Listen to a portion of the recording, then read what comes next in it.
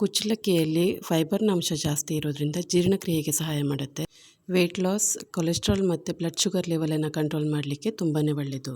ನಮ್ಮ ಕರಾವಳಿಯಲ್ಲಿ ಹೆಚ್ಚಾಗಿ ಉಪಯೋಗಿಸುವ ಈ ಕುಚ್ಚಲಕ್ಕಿಯ ಉಂಡೆ ಮಾಡೋದನ್ನು ಈ ವಿಡಿಯೋದಲ್ಲಿ ತೋರಿಸ್ತಾ ಇದ್ದೀನಿ. ವೆಲ್ಕಮ್ ಟು ಕರಾವಳಿ ಆಹಾರ. ನಾನು ದಿವ್ಯಾ. 2 ಬೌಲ್ ಕುಚ್ಚಲಕ್ಕಿ, 1 ಬೌಲ್ ದೋಸೆ ಅಕ್ಕಿಯನ್ನು ಚೆನ್ನಾಗಿ ತೊಳೆದು 7ರಿಂದ 8 ಗಂಟೆ ಅಥವಾ ರಾತ್ರಿ ಇಡೀ ನೆನೆ ಹಾಕಬೇಕು. ನೆನೆಸಿದ ಅಕ್ಕಿಯನ್ನು ಕಾಯಿ ತುರಿ ಮತ್ತು ಉಪ್ಪು ಸೇರಿಸಿ ಚೆನ್ನಾಗಿ ರುಬ್ಕೋಬೇಕು. ಸ್ವಲ್ಪ ಅಕ್ಕಿಯನ್ನು ಹಾಕಿ ರುಬ್ಬಬೇಕು. ಇಲ್ಲಾಂದರೆ ಮಧ್ಯ ಮಧ್ಯ ನೀರು ಹಾಕ್ತಾ ಮಿಕ್ಸ್ ಮಾಡ್ಕೊತಾನೆ ಒಂದು ಅರ್ಧ ಗಂಟೆ ರುಬ್ಕೋಬೇಕಾಗತ್ತೆ. ಹಿಟ್ಟನ್ನು ಸ್ವಲ್ಪ ಗಟ್ಟಿನೇ ಇಡಬೇಕು, ಇಲ್ಲಾಂದರೆ ಉಂಡೆ ಕಟ್ಟುವಾಗ ಸ್ವಲ್ಪ ಕಷ್ಟ ಆಗುತ್ತೆ. ಹೂರಣ ಮಾಡಲಿಕ್ಕೆ 2 ಕಪ್ ಆಗುವಷ್ಟು ತೆಂಗಿನ ತುರಿ, ಅರ್ಧ ಕಪ್ ಆಗುವಷ್ಟು ಬೆಲ್ಲ ತೊಗೊಂಡಿದ್ದೀನಿ. ಬೆಲ್ಲ ನಿಮಗೆ ಸಿಹಿ ಎಷ್ಟು ಬೇಕೋ ಆ ಅಂದಾಜಲ್ಲಿ ಬೆಲ್ಲ ತೊಗೊಳ್ಳಿ. ಬೆಲ್ಲ ಕರಗೋ ತನಕ ಇದನ್ನು ಚೆನ್ನಾಗಿ ಹುರ್ಕೋಬೇಕು. ಇಲ್ಲಾಂದರೆ ಬೆಲ್ಲ ಹಾಕ್ತಿದ್ದಂಗೆ ಹೂರಣ ಸ್ವಲ್ಪ ನೀರಾಗಿಬಿಡುತ್ತೆ. ಲಾಸ್ಟಿಗೆ ಸ್ವಲ್ಪ ಏಲಕ್ಕಿ ಪುಡಿಯನ್ನು ಹಾಕಿ ಮಿಕ್ಸ್ ಮಾಡ್ಕೊಳ್ಬೇಕು. ಉಂಡೆ ಕಟ್ಟಲಿಕ್ಕೆ ಮೊದಲು ಕೈಯನ್ನು ಒದ್ದೆ ಮಾಡ್ಕೊಳ್ಳಿ. ನಂತರ ಒಂದು ಚಪಾತಿ ಉಂಡೆ ಸೈಜಲ್ಲಿ ಹಿಟ್ಟನ್ನು ತೊಗೊಂಡು ಚೆನ್ನಾಗಿ ತಟ್ಟಿದ ನಂತರ ಹೂರಣ ಹಾಕಿ ಪ್ಯಾಕ್ ಮಾಡಬೇಕು. ನಾವು ಹೋಳಿಗೆ ಮಾಡುವಾಗ ಮಾಡ್ತೀವಲ್ವ, ಸೇಮ್ ಅದೇ ರೀತಿ ಮಾಡಬೇಕು.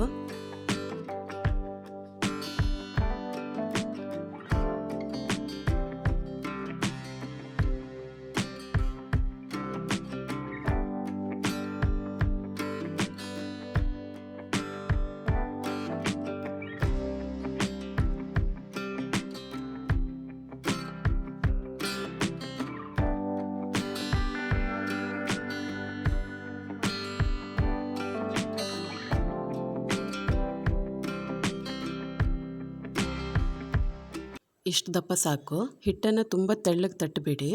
ತುಂಬ ತೆಳ್ಳಗೆ ಮಾಡಿಬಿಟ್ರೆ ಹೂರಣ ಹೊರಗಡೆ ಬಂದುಬಿಡುತ್ತೆ.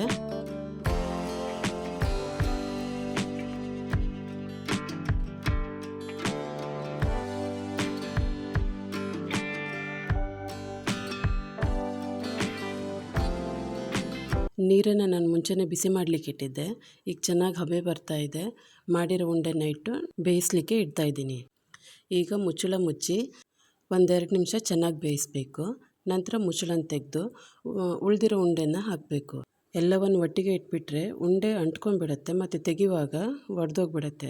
ಇದನ್ನೀಗ ಒಂದು 15 ನಿಮಿಷ ಚೆನ್ನಾಗಿ ಬೇಯಿಸಬೇಕು. ಈಗ ಮಾಡಿರೋ ಹಿಟ್ಟಿಗೆ ಕಾಯಿ ಬೆಲ್ಲ ಹಾಕದೆ ಉಂಡೆಯನ್ನು ಕಟ್ಟಿ ಕುದಿತಾ ಇರೋ ನೀರಲ್ಲಿ ಹಾಕಿಟ್ಟು ಬೇಯಿಸ್ತಾರೆ. ಅದನ್ನು ನೀರುಂಡೆ ಅಂತ ಕೂಡ ಹೇಳ್ತೀವಿ. ನೀರಲ್ಲಿಟ್ಟು ಬೇಯಿಸೋದಕ್ಕಿಂತ ಈ ರೀತಿ ಹಬೆಯಲ್ಲಿಟ್ಟು ಬೇಯಿಸೋದು ತುಂಬಾ ಒಳ್ಳೆಯದು. ಸುಮಾರು 15ರಿಂದ 20 ನಿಮಿಷ ಬೇಯಿಸಿದ ನಂತರ ಉಂಡೆ ರೆಡಿಯಾಗಿದೆ.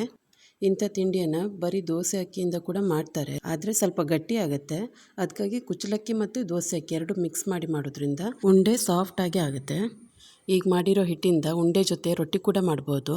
ಅದೇ ಹಿಟ್ಟಿಗೆ ಸ್ವಲ್ಪ ಹಸಿಮೆಣಸು ಮತ್ತು ಈರುಳ್ಳಿಯನ್ನು ಕಟ್ ಮಾಡಿ ಹಾಕಿ ಚೆನ್ನಾಗಿ ಮಿಕ್ಸ್ ಮಾಡಬೇಕು.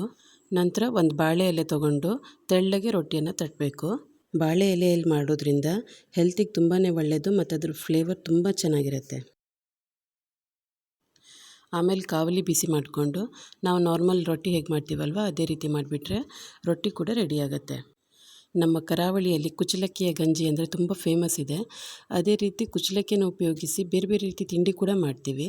ಕುಚ್ಚಲಕ್ಕಿಯನ್ನು ಬೇಯಿಸಲಿಕ್ಕೆ ಟೈಮ್ ಸ್ವಲ್ಪ ಜಾಸ್ತಿ ತೊಗೊಳುತ್ತೆ, ಆದರೆ ನಮ್ಮ ನಾರ್ಮಲ್ ವೈಟ್ ರೈಸಿಗೆ ಕಂಪೇರ್ ಮಾಡಿದರೆ ಕುಚ್ಚಲಕ್ಕಿಯಲ್ಲಿರೋ ಪೋಷಕಾಂಶಗಳು ಜಾಸ್ತಿ ಮತ್ತು ನಮ್ಮ ಆರೋಗ್ಯಕ್ಕೂ ಕೂಡ ಒಳ್ಳೆಯದು. ಇಲ್ಲಿ ಹಿಟ್ಟನ್ನು ಮಾಡುವಾಗ ಗ್ರೈಂಡರಲ್ಲಿ ಮಾಡೋದಕ್ಕಿಂತ ಅರಿಯೋ ಕಲ್ಲಲ್ಲೇ ರುಬ್ಕೊಂಡ್ರೆ ಟೇಸ್ಟ್ ಇನ್ನೂ ಜಾಸ್ತಿ ಇರುತ್ತೆ. ಇವತ್ತಿನ ಈ ವಿಡಿಯೋ ನಿಮಗೆಲ್ಲ ಇಷ್ಟ ಆಗಿದೆ ಅಂತ ಭಾವಿಸ್ತೀನಿ. ಇಷ್ಟ ಆದರೆ ಪ್ಲೀಸ್ ಲೈಕ್ ಮತ್ತು ಸಬ್ಸ್ಕ್ರೈಬ್ ಮಾಡಿ.